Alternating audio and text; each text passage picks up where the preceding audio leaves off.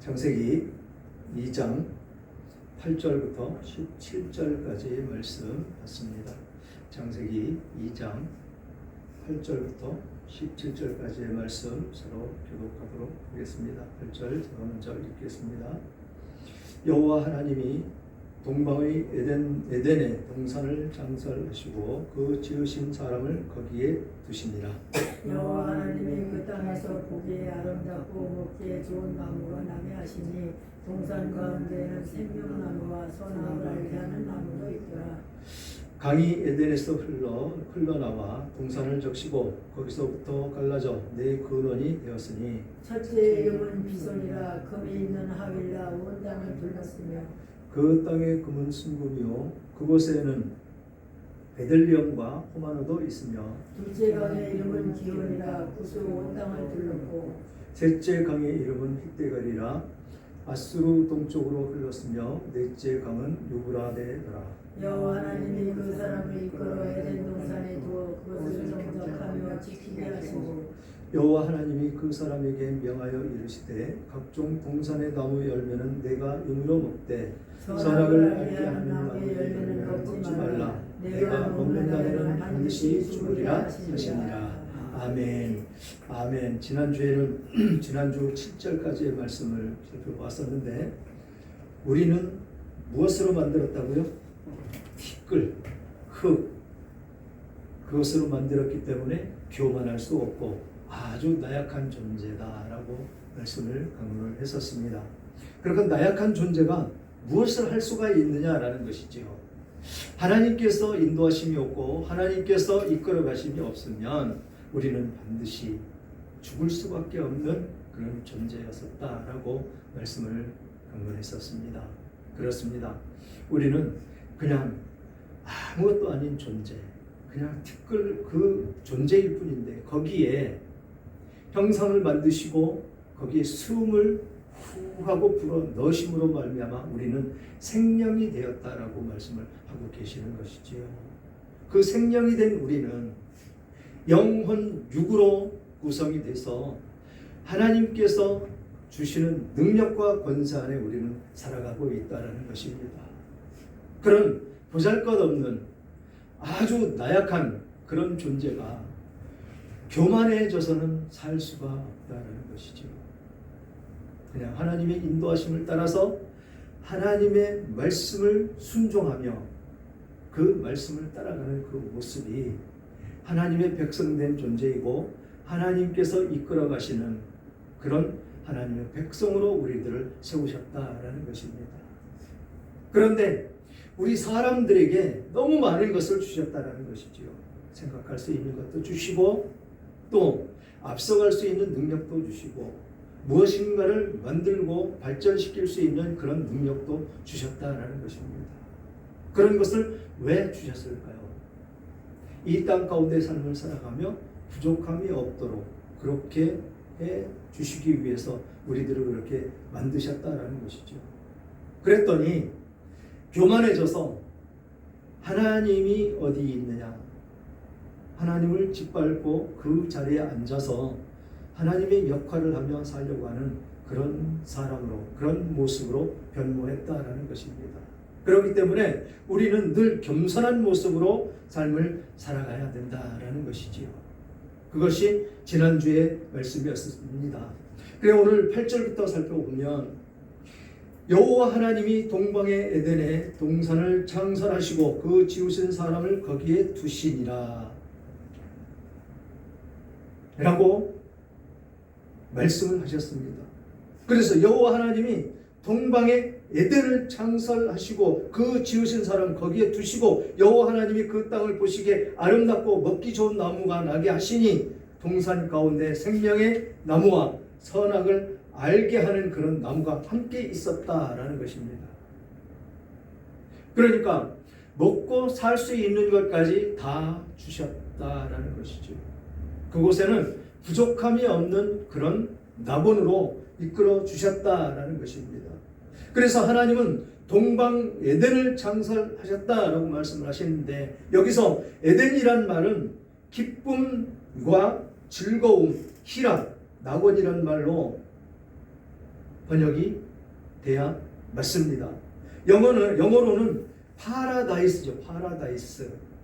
파라다이스는 천국, 낙원 등을 뜻하는 그런 영어 단어로 신과 천사들이 머무는 저 하늘 위 높은 곳을 가리키는 것으로 나타내며 불행이나 고통이 없는 낙원이다 라고 사전에 그렇게 기록이 되어 있습니다.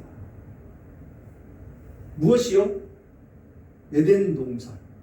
에덴 동산을 영어는 파라다이스인데 세상 사람들도 이렇게 이 에덴 동산에 대해서 나타내고 있다는 것입니다. 천국, 낙원, 신과 천사들이 머무는 하늘, 그렇게 사전에 표시가 되어 있습니다. 하나님은 기쁨의 동산, 행복의 에덴 동산을 창설하시고 아담에게 지키고 관리해라라고 명령을 하셨다라는 것입니다. 그것이 곧 우리 사람들에게 주시는 축복의 말씀이다라는 것입니다. 지켜라라는 것이지요. 첫 번째 사명으로 주셨다라는 것입니다. 그런데 에덴 동산은 하나님과 교제하는 장소였었다라는 것이지요. 이 아담이 하나님과 함께 그 에덴 동산을 거닐면서 대화하면서 그렇게 지내는 아주 거룩한 곳이었었다라는 것입니다. 그렇게 교제하는 장소로서 육신적으로, 물질적으로도 만족할 수 있는 곳이었었다라는 것입니다. 무엇 하나 부족함이 없는 그런 곳이었었다라는 것이죠. 죄 짓기 전에는 옷도 안 입었습니다. 그냥 벌거벗은 채로 부끄러움도 모르고 하기사 그때 초창기 최초의 인간으로서는 아담과 하와밖에 없으니까 누가 볼 사람도 없었겠죠. 부끄러움이 무엇이 있겠습니까? 그렇게 하나님께서는 우리들을 창조하시고 우리의 영혼을 하나님과 직접적인 교제로 나아갈 수 있도록 그렇게 만드셨고 그 하나님과 함께함으로 말미암아 만족을 느끼며 그곳에서 살았었다라는 것입니다. 그곳은 거룩한 장소이기 때문에 죄가 없는 것이고 죄인으로서는 살 수가 없는 그런 곳이었었다라는 것입니다. 그렇기 때문에 죄를 짓자마자 아담이 죄를 짓자마자 그곳에서 쫓겨나는 모습을 우리는 성경을 통해서 볼 수가 있는 것이지요. 지금 여기서 무슨 말씀이 등장하느냐면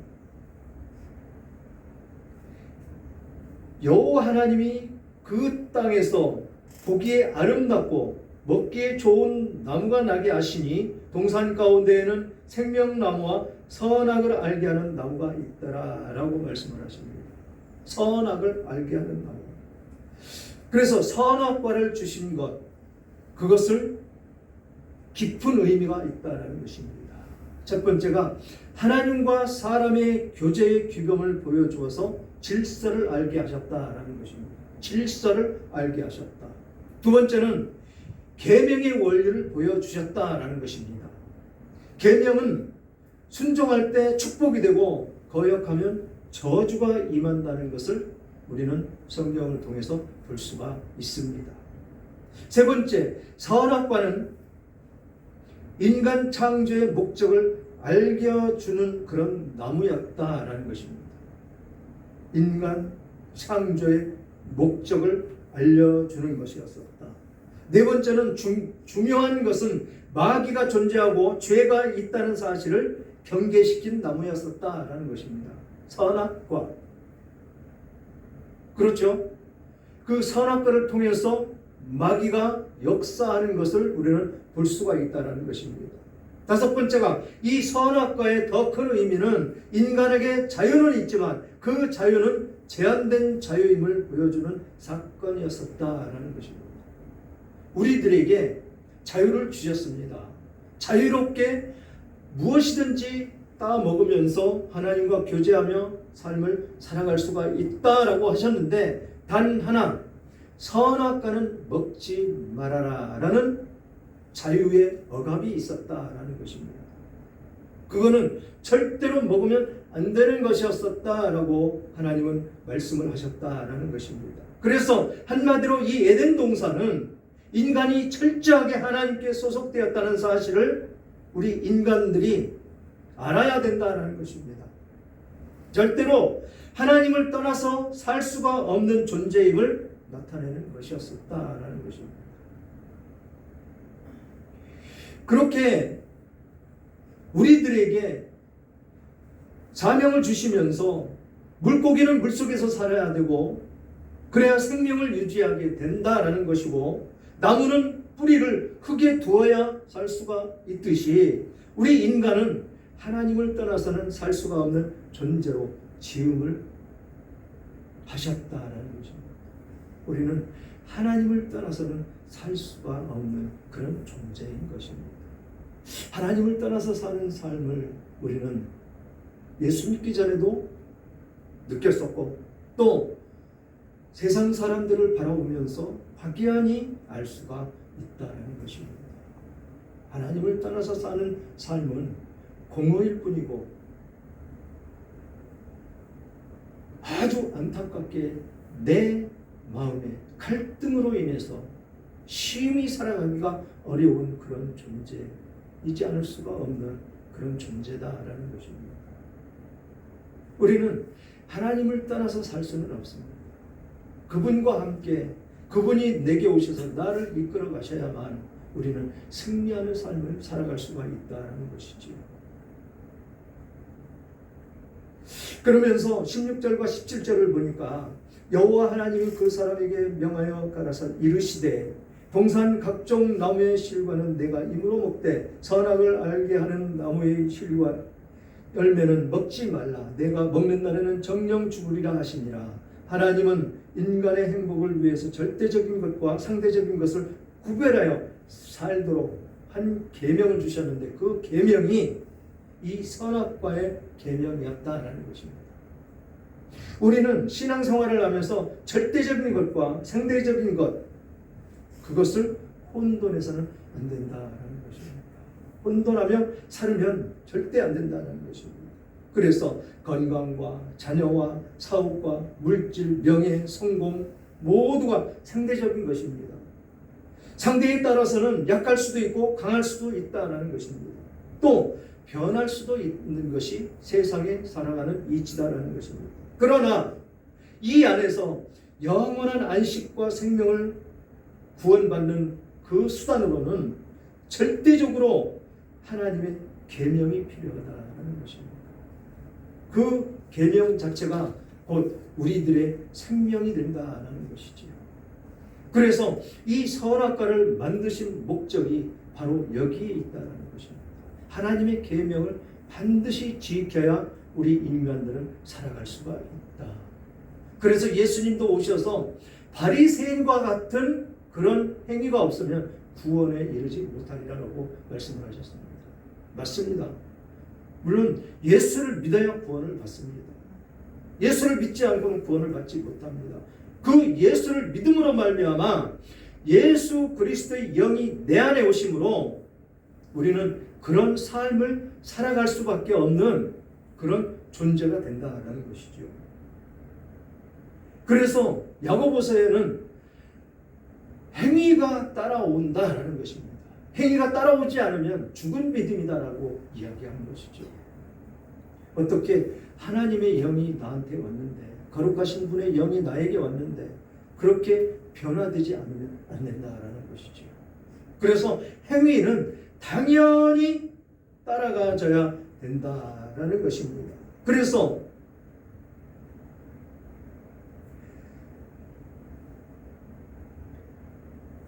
오늘 본문의 10장과 14절을 보면 강이 에덴에서 흘러나와 동산을 적시고 거기에서부터 갈라져 네 근원이 되었으니 첫째 이름은 비손이라 금이 있는 하엘라 온 땅을 둘렀으며 그 땅의 금은 순금이요 그곳에 베들레헴과 호마노도 있으며 둘째 강의 이름은 기온이라 구스 온 땅을 둘렀고 셋째 강 이름은 히데겔이라 아수르 동쪽에서 흘렀으며 넷째 강은 유브라데더라 라고 말씀을 하십니다. 생명수가 있어야 된다는 것이죠. 생명수. 우리가 예수를 믿고 삶을 살아가는 그 상황 가운데에서 생명수가 우리에겐 있어야 된다는 것입니다. 우리에게 그 생명수는 하나님의 말씀인 줄 믿습니다. 그래서 이 에덴 동산에서 발원을 했다라는 것입니다. 에덴 동산에서 이 강들이, 그래서 그곳으로부터 흘러내려가는 곳곳마다 그 강으로 말미암아서 땅은 윤택해지고 기름진 땅으로 돼서 모든 곡식들이 잘 되더라라는 것입니다. 그렇듯이 우리의 영혼에도 이런 생수의 강이 흘러 넘쳐야 된다는 것입니다. 그래서 이 성경에서 주는 이 강의 의미는 무엇일까라고 생각을 해보면서 묵상하며 나아갈 때 우리들에게 생명의 근원이 되는 그런 강이었었다라는 것입니다. 이렇게 에덴 동산에서 4대 강이 발원을 해서 흘러내려갔듯이 우리나라에도 강들이 많이 있습니다. 압록강이 있고 두만강이 있고 대동강, 한강, 낙록강, 영산강, 금강 내지는 또 섬진강 등이 있다는 것입니다. 그래서 한국 벌판을 기름지게 하고 윤택하게 하듯이 에덴 동산에는 비손과 기혼과 히데겔과 유브라데라는 4대 강이 있다는 것입니다. 그래서 사람이 살아갈 수 있도록 윤택한 땅을 만들기 위해서 생명의 강을 만들어 놓으셨다는 것입니다. 그렇듯이 우리나라에도 강이 있음으로 말미암아서 그 물이 마르지 않음으로 말미암아 땅은 윤택해질 수밖에 없다라는 것입니다. 그래서 이 유브라데 강까지 4대 강이 있는데 이 강으로 아름다운 에덴을 더욱더 빛냈으며 아름답게 했다라는 것입니다. 그리고 애굽 문화를 바라보면 애국에는 나일강이 있죠. 나일강. 그리고 바벨론 문화에는 유브라테스와 티그리스 강에서 있다라는 것입니다. 강은 하나님께서 정해주신 지역의 경계선이었었다라고 말씀을 하고 있습니다. 그렇다면 이 에덴 동산 이 4대 강은 어떤 것인지를 우리는 살펴보기를 원합니다. 먼저 비손강. 이 강은 충만하다는 뜻을 가지고 있다는 것이죠. 비손강. 장마 때만 물이 있고 가뭄 때는 물이 없는 그런 강이 아니라 사시사철 이 물수원이 충만한 강이었었다라는 것입니다. 이 강처럼 하나님께서 우리에게 성령께서 생수를 주시고 생명수를 우리에게 주시고 충만히 주시기를 원하신다는 것입니다.